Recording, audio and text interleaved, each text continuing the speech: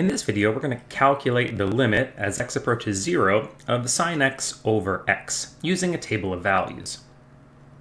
I've already gone ahead and started to set up the table.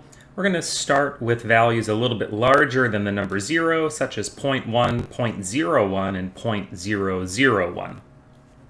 Since we are working with a trigonometric function here, we do want to make sure that our calculator is set up in radian mode.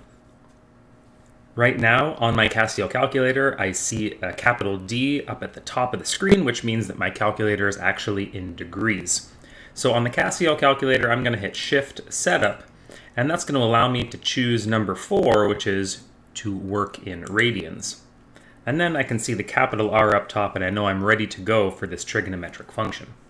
I'm going to set up a fraction, and inside the numerator, let's put the sine function and put in 0.1.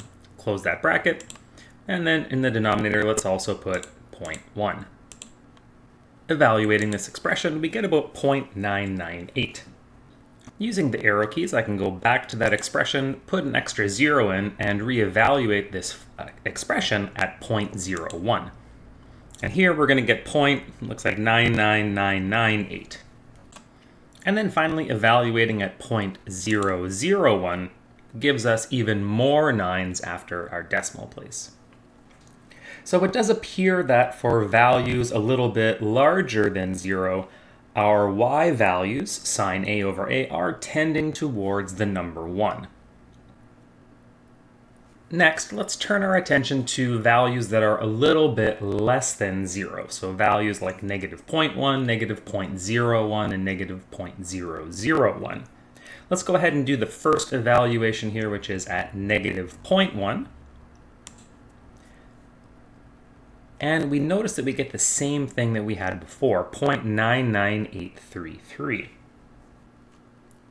Using our arrow keys, we're going to go back, insert that 0 in between the decimal place and the number 1, reevaluate, and again we're going to see that we get this 0.99998.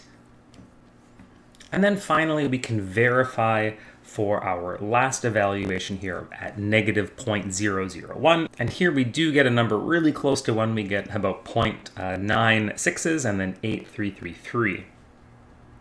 So it does look like for values a little bit less than 0, as we start to approach 0, our y values are tending towards 1 as well.